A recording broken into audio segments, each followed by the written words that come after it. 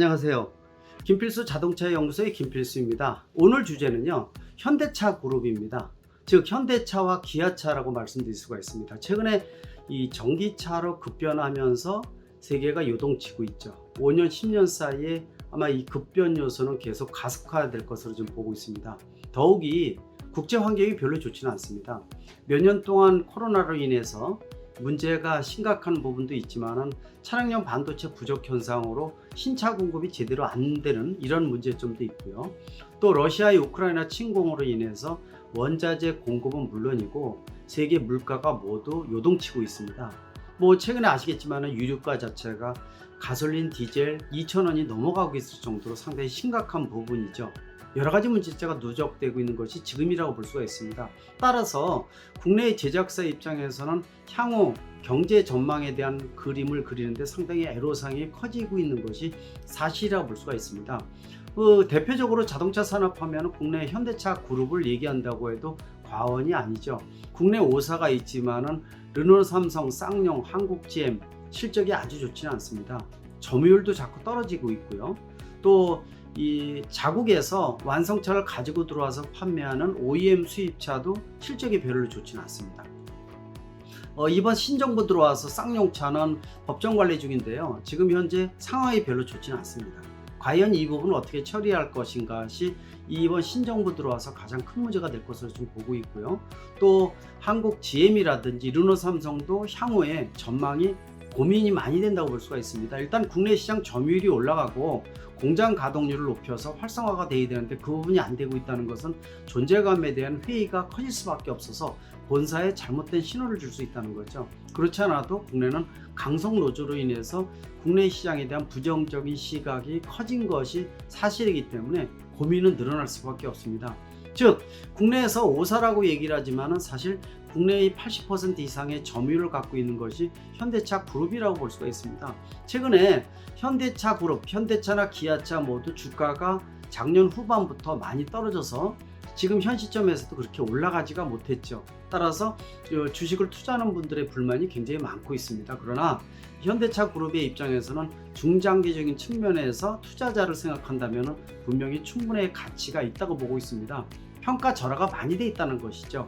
최근에 들어와서 완성차 업계의 중고차 분야 진출이 허가가 됐기 때문에 아마 이런 요소들도 긍정적인 요소로 많이 바뀔 것으로 좀 보고 있고요.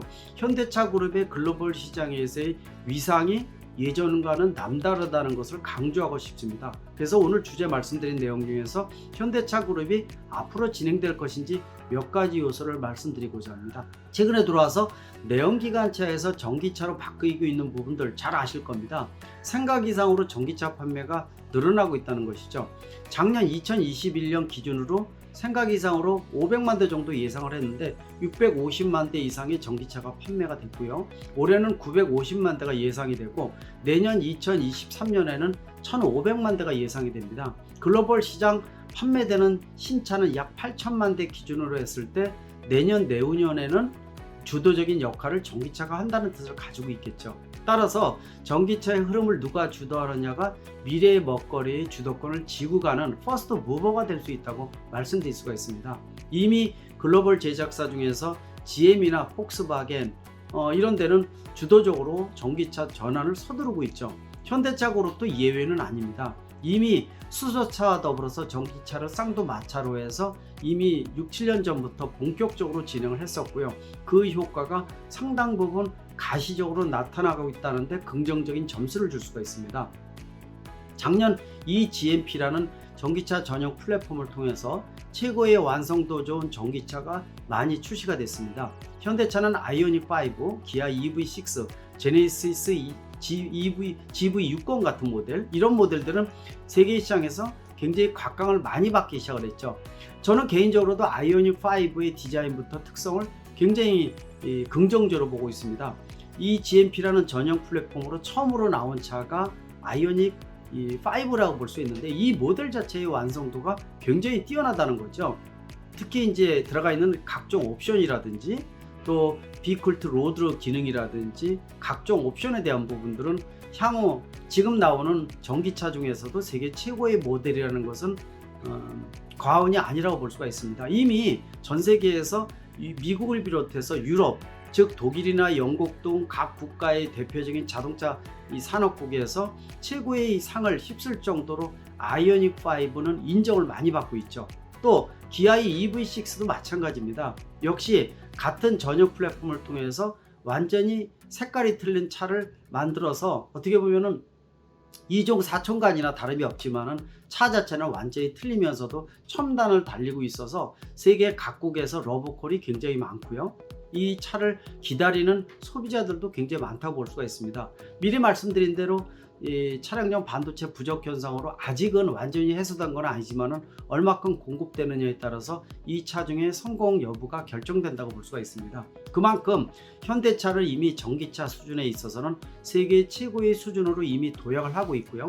인정을 많이 받고 있다는 거죠. 상대적으로 토요타 같은 데서는 작년 말에 전기차 선언을 했지만은 실질적으로는 하이브리드 자동차에 올인하고 있기 때문에 현대차 그룹에 비해서 벌써 3, 4년 정도는 뒤져 있다고 해도 과언이 아니라고 보고 있습니다. 상대적으로 현대차 그룹, 현대차와 기아차는 국내 시장은 물론이고요. 국내는 뭐 170, 80만 대뿐이 안 되는 테스트 배드이기 때문에 4대 중에 3대를 수출하는 우리의 입장에서는 국내 시장은 테스트 배드를 통해서 입증된 모델을 통해서 해외에 수출하는 것을 타켓으로 잡고 있다고 보아도 과언이 아닙니다. 그만큼 해외 수출 시장이 중요하다는 뜻입니다. 최근에 현대차 그룹의 향방을 보면은 이러한 전기차의 득세가 가속화되면서 세계 시장에서 각광을 받기 시작을 했고요. 올해 들어와서 더 다양한 아이오닉 6라든지 등등 다양한 전기차가 후속 모델이 완성도 좋은 것들이 나오면서 아마 세계 시장의 전기차를 퍼스트 무버로서 자리매김하지 않을까 이렇게 좀 보고 있습니다. 그렇지 않아도 작년에 실적을 보게 되면 미국 시장의 이 현대차는 물론이고 제네시스 같은 모델은 예년에 비해서 3배 이상 판매가 증가해서 수익률을 극대화하는 데 상당히 기여를 많이 했다고 볼 수가 있습니다. 말씀드리는 전기차뿐만이 아니라 내연기관차 같은 경우에도 제네시스 모델은 이미 미국에서 고급 프리미엄 차종이라는 이미지가 굉장히 강해지고 있죠. 예를 들어서 GV80 같은 모델은 재작년에 타이거 우즈가 타고 가다가 교통사고가 났는데 그 차가 반파됐음에도 불구하고 다리만 일부 부상을 해서 안전도 측면에서 미국 시장에서 GV80의 안전도가 굉장히 많이 부각이 됐었죠. 이러한 상대적인 효과도 이유가 되겠지만 근본적으로 질적인 수준에서 제네시스는 완전히 글로벌 프리미엄급으로 올라섰다는 뜻입니다. 그래서 미국 시장에서 3배 이상 판매가 되고, 그래서 대한민국과 미국은 대성공한 것이 제네시스 모델이라고 볼 수가 있습니다. 이번에 유럽과 중국에 본격적으로 진출을 하고 있는 만큼 그 결과가 기대가 된다고 볼 수가 있습니다. 또 최근에 인도네시아 자카르타 공장이 준공이 되면서 본격적으로 동남아 시장을 공략하기 시작했다는 것도 긍정적인 요소라 볼 수가 있고, 말씀드린 완성차 업계의 국내 중고차 분야가 처음으로 열리면서 현대 기아차가 중고차 분야에 들어오면서 신차와의 리사이클링 효과를 통해서 국내에서도 기반이 조성된 부분도 긍정적으로 보고 있는 하나의 장점이라고 볼 수가 있습니다. 또 일본 시장에도 본격적으로 13년 만에 다시 재진입을 선언을 했죠. 이번에 들어가는 것은 아이오닉 5 같은 전기차, 넥소 같은 수소차라고 말씀드릴 수가 있습니다. 또 일본의 딜러를 시스템을 구축하기 쉽지 않은 만큼 온라인 판매만 진행을 하고요. 일본 시장에서는 AS 센터와 시승 전만 마련을 해서 이 투자는 최소화하면서 또 효과는 극대화해주는 이런 부분들인데, 일본 시장은 크기도 하지만 가장 중요한 것이 우리나라 차를 2등 국민이 만든 차의 이미지로 보는 일본 시장에서의 석권은 우리가 돈을 떠나서 자존심에 대한 부분들이기 때문에 상당히 중요한 의미를 갖고 있습니다. 이미 아이오닉 5 같은 모델은 일본에서요 생각 이상으로 각광을 받기 시작을 했습니다. 평가 자체가 장난이 아닐 정도로 상당히 긍정적인 평가가 줄을 잇고 있죠. 현대차 그룹이 이 정도야 라고 놀라는 정도가 한두 건이 아니라는 겁니다. 상당히 기대가 된다고 볼 수가 있죠. 이런 여러 가지 요소를 봤을 때 물론 우크라이나 침공으로 인해서 러시아 시장에서의 현대차와 기아차의 어떤 어려움이 직면을 하고 있지만 이거는 현대차 그룹만의 문제가 아니라 전 세계적인 문제점이라고 보고 있습니다. 일단 피해는 최소화하면서 장점을 극대화해주는 전략이 필요한 시점이라고 볼 수가 있습니다. 그렇지 않아도 현대차 그룹 같은 경우에는 정의선 회장 체제가 2년이 지나고 있는데 뭐 합종 연행이라든지 적과의 동침, 이종 간의 결합 굉장히 잘하고 있습니다.